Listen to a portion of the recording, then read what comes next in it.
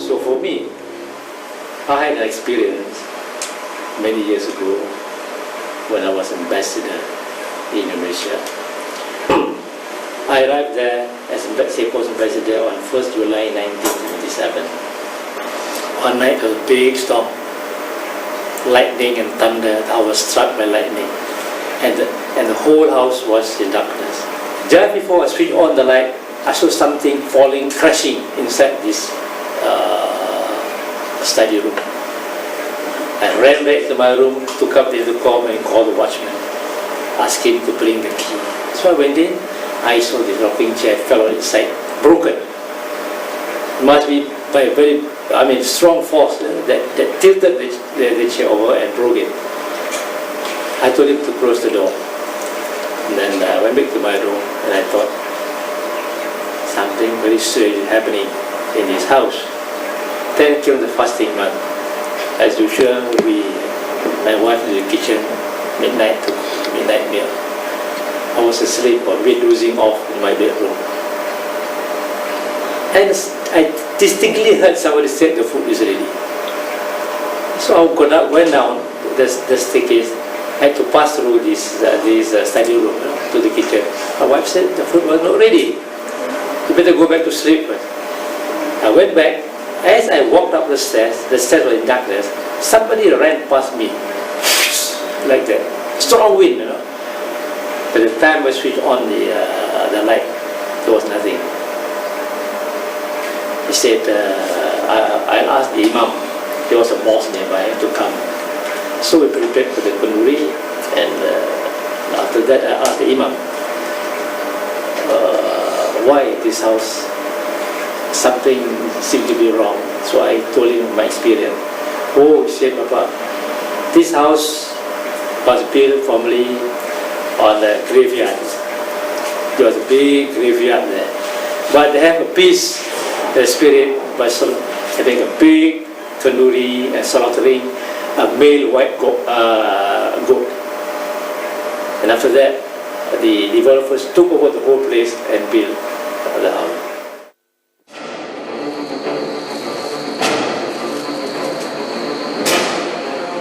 Some faiths believe that spirits haunt places that are far from human traffic. Forgotten places, consumed by time. Old tracks that were once the driveway to grand houses, now simply left to nature.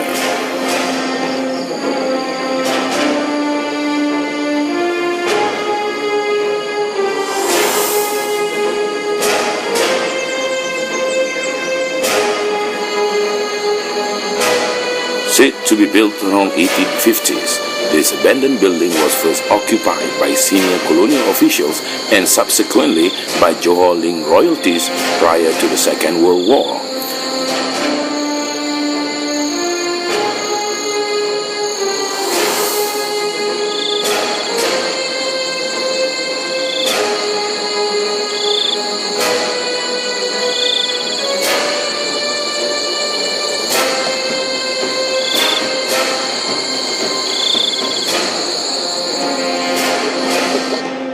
Today, it is just a remnant of a glorious and eventful past.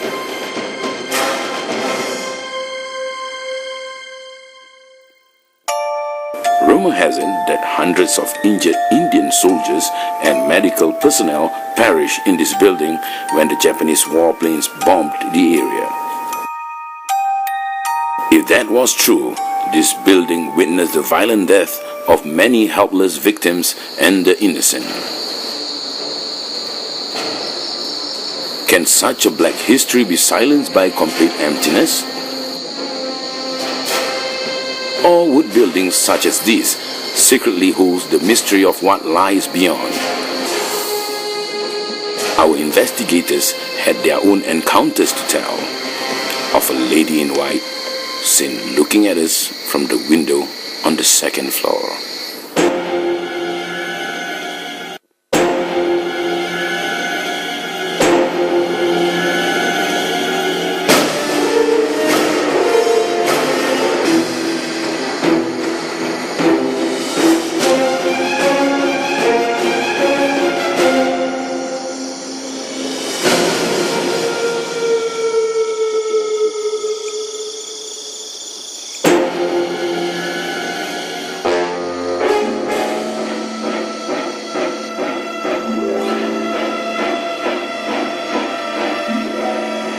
Of strange lights going into the window.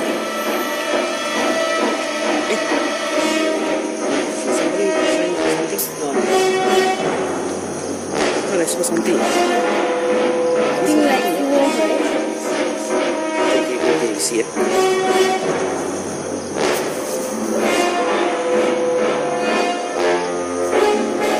I saw that.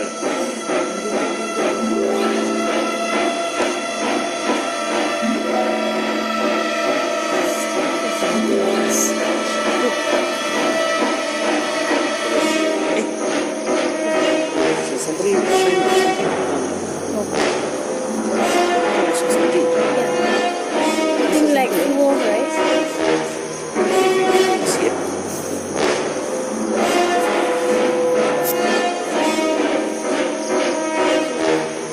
So that.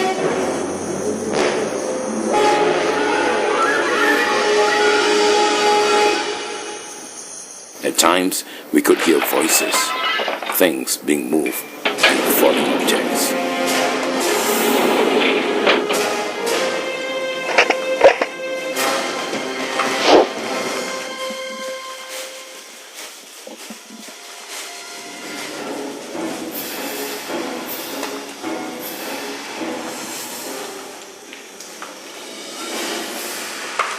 And at other times, it was the feeling of being watched by the same entity we saw at the window.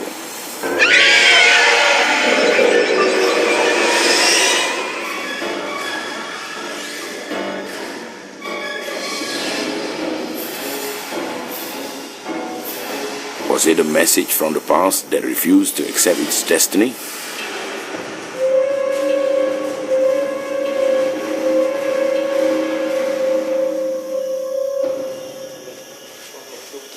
Or was it a new occupant that requires no welcome?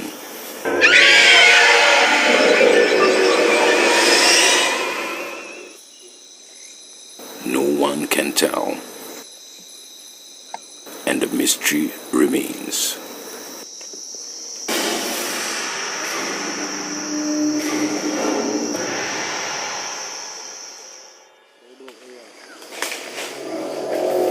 We found more abandoned houses within the same locality. Could these buildings hold the same mystery as the first?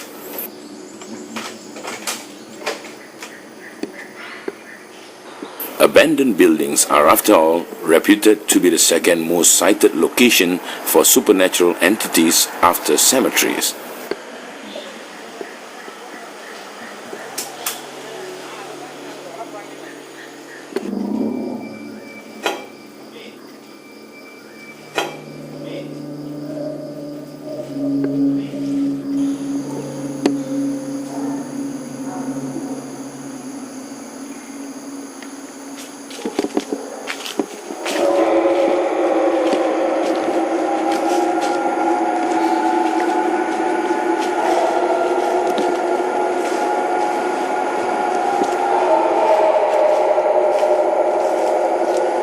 houses that were admired during its prime for its architecture and purpose.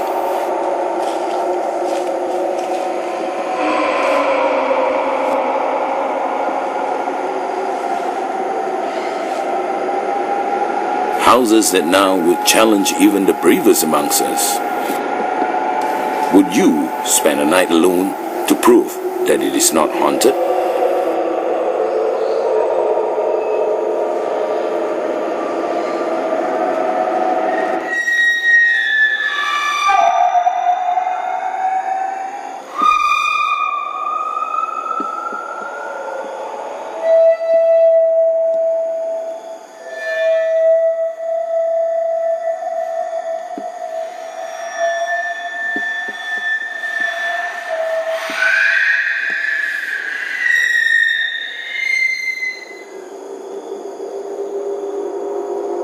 Or would the mere power of suggestion of what's waiting for you in places like this enough to make you pass on the dare?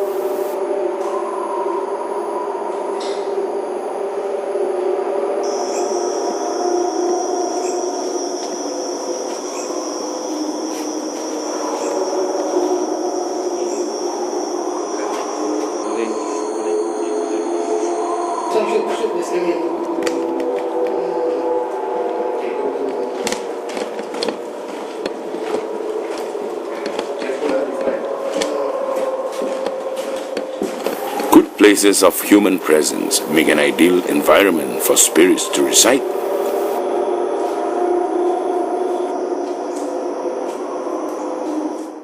As we soon found out from a haunting that occurred in an apartment at a public housing estate.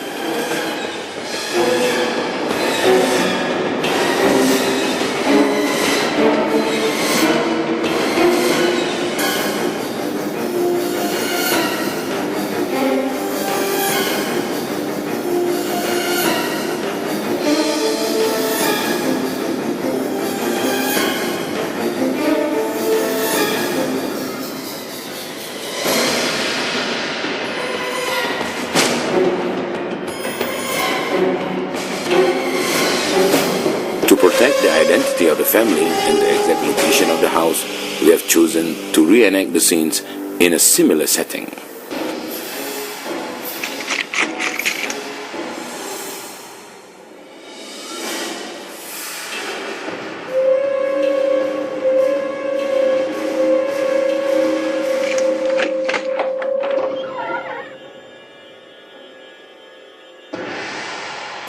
The house was claimed to be haunted by a mischievous child spirit.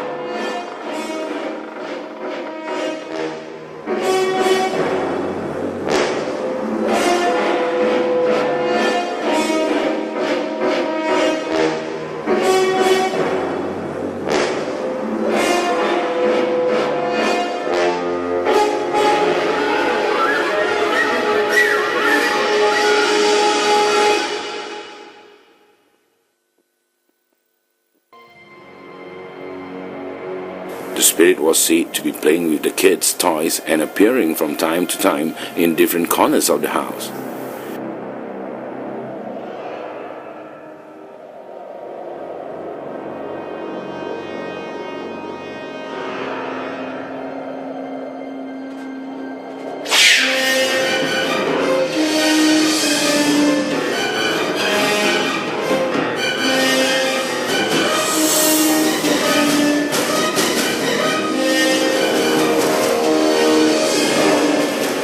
there be a history to this apartment unknown by the family that moved in?